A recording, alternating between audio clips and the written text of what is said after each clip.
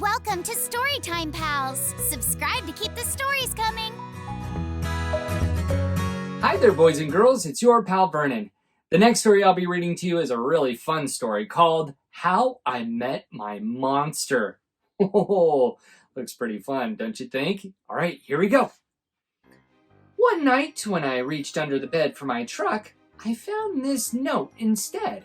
From the office of Mr. Z. Monsters, meet here for final test. Z. Ha! My parents were obviously trying to trick me into staying in bed. I didn't believe in monsters. So I crumpled the paper, grabbed my truck, and zipped over to my garage. I heard some creaking and rumbling, but I wasn't scared. Our house always made noises at night. Oh no, it does look like there's some weird noises from under the bed. But then a voice under the bed scolded. Stop that stomach rumbling! The child will hear you! Voices?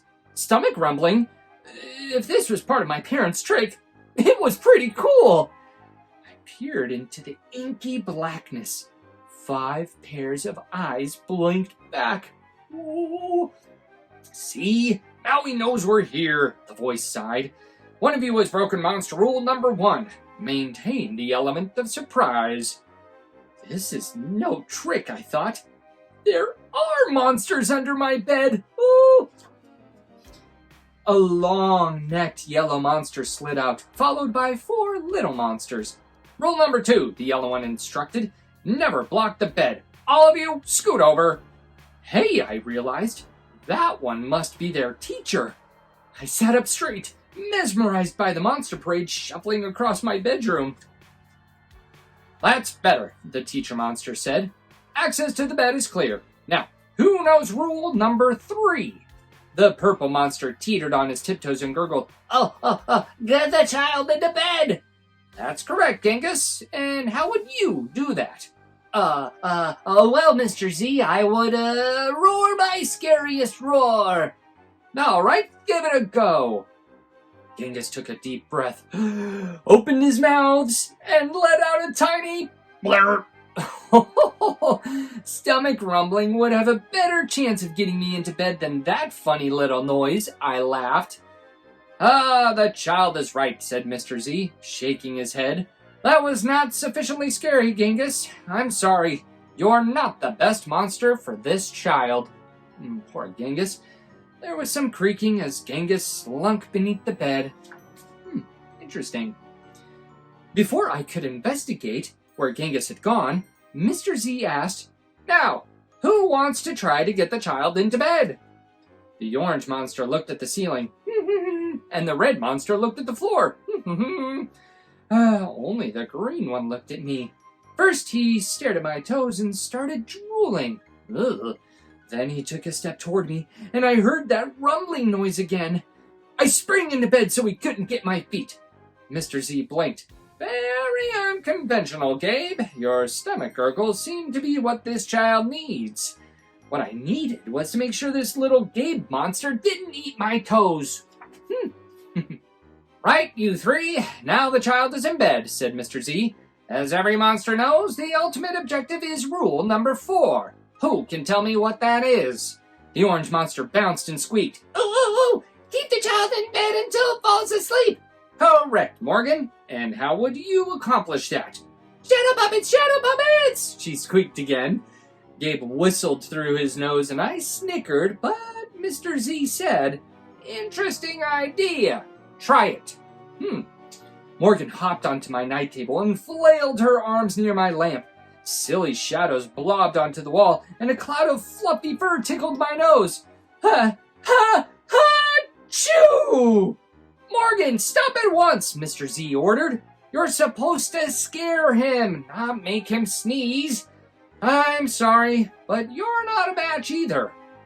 Morgan's arms flopped to her sides, and she scuttled under my bed. There was some more creaking, and Morgan was gone. Aw, poor Morgan. After all that sneezing, I really needed a tissue. Suddenly, a huge shadow of uncut claws loomed across my room. Oh, awesome, I thought, and kind of scary. I froze in place, Powerful performance, Gabe, said Mr. Z. But do either of you see a problem? I know, chirped the red monster. The child is out of bed again. Correct, Abigail, Mr. Z continued. And one of you must get him back in. Let's revisit rule number 1. Maintain the element of surprise. All at once, poof! Where'd they go? The monsters vanished. Then I heard more rumbling. Were they hiding in my closet, making noises to scare me? Ha! No, it was only my stomach rumbling. All this excitement was making me hungry. Ooh. I tiptoed past the closet and peeked out the door. So far, so good. No monsters. Then I stepped over the squeaky stair and sneaked down to the kitchen. As I reached into the pantry, I heard some chattering behind me. I sure hoped it wasn't that toe-loving Gabe. I yanked open the fridge. Ha! It wasn't Gabe. It was just a red monster shivering on the shelf. Found you! I laughed. Nice try, Abigail, said Mr. Z, but this isn't working. You're not the right monster for this child. But, Mr. Z, she whined, it's not my fault he's not scared of me. I'm sorry, Abigail. Let's go. Abigail clomped behind Mr. Z. When I heard the creaking, I knew she was gone. I grabbed some crackers and headed upstairs, wondering if Gabe was gone too. I munched all the way down the hall, then went into the bathroom to brush my teeth again. When I opened the door a minute later, Gabe was definitely not gone. He was right there, and he was huge! Whoa! I charged into my room and slammed the door. When I leapt into bed, I knew my toes were safe. Whew! I was surprised to hear breathing under my bed, ragged breathing, and stomach rumbling. Hey, kid, Gabe growled. Good to see ya. I pulled my covers up tight. Now, if you don't mind, I'd like to start the evening with an ominous puddle of drool. Ew.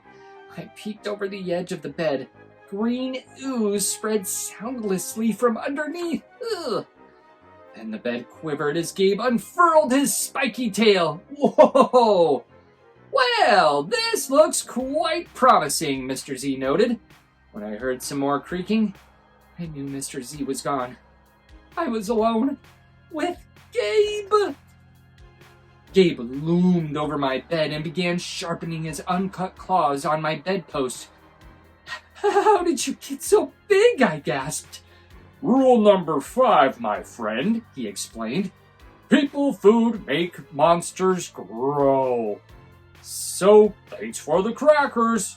Got any toes I can munch? Oh boy. I scrunched my feet in so Gabe couldn't get them. This was way better than playing with trucks. No toes tonight, but you can have this, I offered, tossing a stuffed monster off the bed. Gabe dove for it. His soft, comforting snorts filled the room as he snuffled the toy. I shivered. Kid, I think this is the beginning of a beautiful friendship. No other monsters can scare me like you, I giggled. Gabe was the monster for me. His snorts and ooze were perfect. I yawned, then shivered again, and I was asleep in no time. The end. Well, what do you know? The monster was just there to comfort him and help him go to sleep. Pretty awesome, huh? All right, boys and girls, thanks again for joining me. I'll see you next time. Bye! Thanks for watching Storytime Pals. Make sure you hit the big red subscribe button on our main page, and don't forget to check out all of our other great stories. See you next time!